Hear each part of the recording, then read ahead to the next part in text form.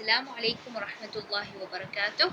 Welcome everyone. Our seminar entitled Parasitic Infection of the Lung, presenting by me, Zainab Isam, and my colleagues, Sarah Nihad, Dursun Muhammad, and Zahra Hikmat, under the supervision of Dr. Saeed Hamid. We hope that it will have a purposeful and interesting content. In this seminar, we will talk about scarce lambricoids, low-Flirt syndrome, and the other parasite infecting the lung. Scarce lambricoids, they are the largest nematode parasite in the human intestine. They causes disease called a scarces and roundworm infection. Their habitat in small intestine, 85% in jejunum and 15% in ileum. Now we will talk about the morphology of adult worm. We have male worm and female worm. They are pale pink in color when freshly pass in stool, but become white outside the body. They are cylindrical worm with tapping end, the anterior end more pointed than the posterior. Their mouth at the anterior end has 3 finely toothed lips, 1 dorsal and 2 ventrolateral. The male worm, it measured 15 to 30 centimeter in length and 2 to 4 millimeter in thickness. Its posterior end is curved ventrally to form a hook and carries 2 copulatory spicules. Female worm, it is the largest one, measuring 20 to 40 centimeter in length and 3 to 6 millimeter in thickness. Its posterior extremity is straight and conical. The vulva is situated mid-ventrally near the junction of the anterior and middle third of the body. Leads to a single vagina, which branches into a pair of genital tubules that lay convoluted through much of the posterior two-thirds of the body. A single worm lays up 200,000 eggs per day. In this picture, we see male and female worm, and the differences between their size is clear. And now we will talk about their eggs. We have fertilizing eggs and unfertilizing eggs. The fertilized eggs laid by females who inseminated by mating with male. They are embryonated and develop into the infective eggs, while the unfertilized eggs are laid by an inseminated female. They are non-embryonated and cannot become infective eggs. Their shape is round and oval. They always golden brown in color because they are pale stained. They have 3 layers. The outer, coarsely mammillated, the albuminoid coat, a thick transparent middle layer, and inner lipoidal vitline membrane. They are float in saturated solution. We can differentiate unfertilized egg from fertilized egg by the slender shape of unfertilizing one. Unfertilized egg has thinner shell with irregular coat of albumin and contains small atrophoid ovaries. They cannot float in salt solution. In this picture, we see the eggs in stool sample under microscope, the fertilized on the left and the unfertilized on the right. Hi there, I am Sarah, and I will explain the pathogenesis. Most patients are asymptomatic, but if the symptoms occur, they divide it into 2 categories. Early one, which is the larva migration, and the late, the mechanical effects. The early phase occurs in 4 to 16 days after the ingestion of the egg. The larva migrates to the lung, causes symptoms of eosinophilic pneumonia, which also known as Loeffler syndrome.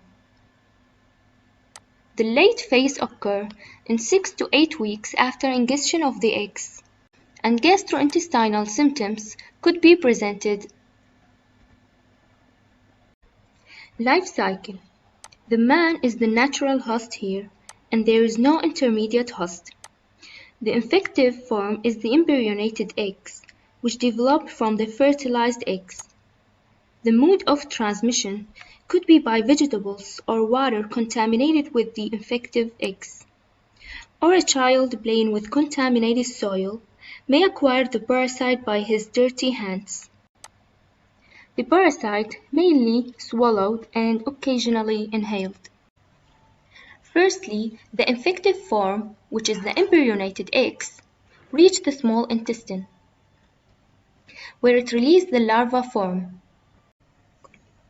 The larva form penetrates the intestinal wall and flow within the vascular system to reach the lung and migrate to the alveolar wall, causing pulmonary symptoms, cough, wheezing, for example, in like the Loeffler syndrome. Those symptoms actually appear after 1 to 2 weeks after the ingestion, and the larva ended up going to the respiratory tract and being swallowed to reach the small intestine again. In the small intestine, the larvae mature and copulate to form the male and female adult worm. They mating to lay the fertilized eggs within the stool. The fertilized eggs take 3 weeks to develop to embryonated eggs, and the recycling occur again. The cycle takes 60 days. Laboratory diagnosis. In the blood examination, we can notice the eosinophilia in the early stage of the infection. Serodiagnosis. We have ELISA and immunofluorescent assay. Indirect hemagglutination. This one helpful in extraintestinal ascaris, like in Loeffler syndrome. The detection of the parasite. We can detect the eggs from the stool, the larva from the sputum, and the adult worm seen in naked eye in the stool or by using the X-ray. Treatment. For early infection, larva migration, the inhaled beta-agonist may be indicated, and the steroids for pulmonary symptoms are controversial. While the anti-helminth therapy effectiveness against the larva is actually unclear. With established infection, adult phase, we can use the mebendazole and albendazole. Loeffler syndrome. We have mentioned it repeatedly when we were talking about Ascaris lumbricoides, and now we will discuss it in more details. Loeffler syndrome, also known as simple pulmonary eosinophilia. It is an immune hypersensitivity reaction against the parasite that reach the lung. So in response, the eosinophils accumulate in the lungs and the inflammation occurs. The most common parasite that causes this syndrome is Ascaris lumbricoides. When its larvae migrate through the alveolar wall via pulmonary capillary. We have other parasites can cause Loeffler syndrome, such as Nectar americans, Angiostoma dudinale, Strongyloid styrocoralis. This slide shows Ascaris lumbricoides larva in a lung section. Hi, I am Dursun and I will take the role from my colleague Sarah and I will discuss the symptom. The symptom usually mild or absent and tend to spontaneously resolve after several days. The most common symptom is fever, melissa, wheezing, dyspnea, and cough. The cough is the common one. It's usually dry but may produce a small amount of sputum. Less common symptom: anorexia, urticaria, and myalgia. To diagnose, we have laboratory way and imaging way. Laboratory include complete blood count, which indicate high eosinophilia. Stool examination for indicate EEC or mature worm. Immunoglobulin E level may be elevated, and analysis of sputum to found larva. While imaging way, we can diagnose by bronchoscopy and chest radiography. Here, we will be dealing with other parasite cause infection to lung. The first one, from the nematode parasite, we have hookworm, Ancylostoma jejunale, and Necator americans. The infective form is the larva, and the mode of transmission by skin penetration. The presence of hookworm in the sputum, a marked eosinophilic predominance from bronchoalveolar lavage. In the pulmonary presentation, you can notice eosinophilic pneumonia, cough, wheezing, dyspnea, alveolar hemorrhage. And the medication used to treat it is albendazole and mebendazole. The second one is Citrongyloides stercoralis, which cause infection called citrongyloidiasis. We see the worm on the left and its ovum on the right. The infective form is the filariform larva, transmitted by skin penetration. Eosinophilic pneumonia, cough, wheezing, dyspnea, hyperinfection syndrome are the findings here. Under microscopic examination, we can see bloody bronchoalveolar lavage with the presence of the parasite, and treated by ivermectin and albendazole. Also, syngamosis, Mammomonogemus laryngeus. Its infective form is the X or adult worm. Ingestion is the way that we get the infection.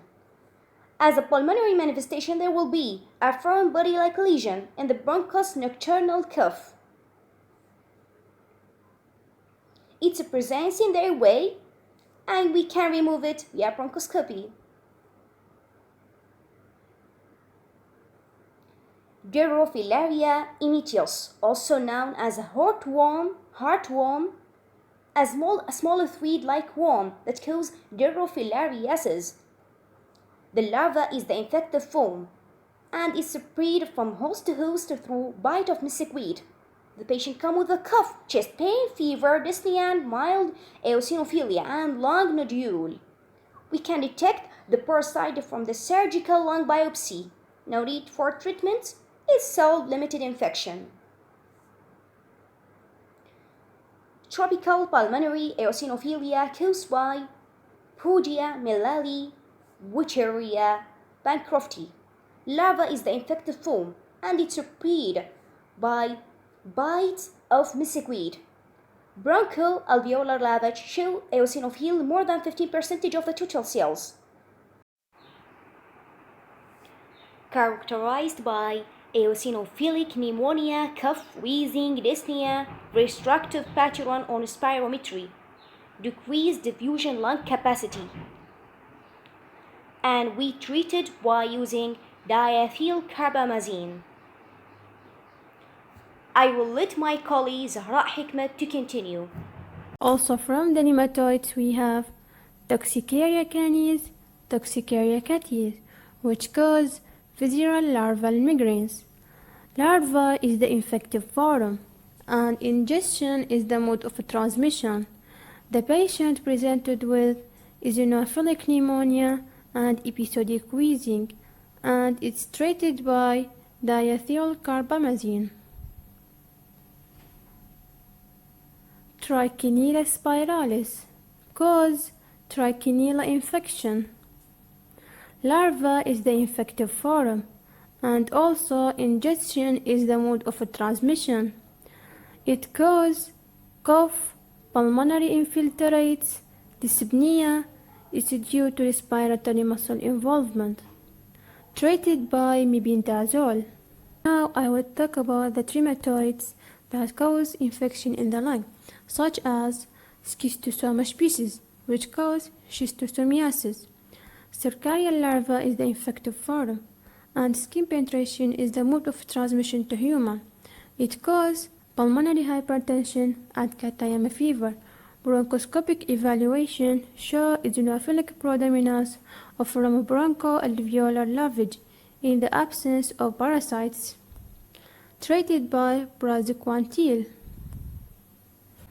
Now we have paraconemiasis species, which cause a parasitic lung infection called paraconemiasis. Metacarcaria is the infective form, and the mode of transmission is through the ingestion of raw or undercooked crustaceans. The patient presented with fever, cough, hemoptysis, chest pain, and pleural effusion, and it also have bronchial stenosis due to mucosal edema and mucosal nodularity, treated by praziquantel and triclabendazole. Hydatid disease, caused by Echinococcus granulosus. The infective form are eggs, and ingestion is the mode of transmission. The patient presented with chest pain, cough, hemoptysis, pleural lesion, expectoration of cyst contents, and hypersensitivity reaction. Bronchoscopic examination reveals sac-like cyst in the airway, treated by surgical removal of cyst and followed by mebendazole and albendazole. These are our references, and thank you for attending to our seminar.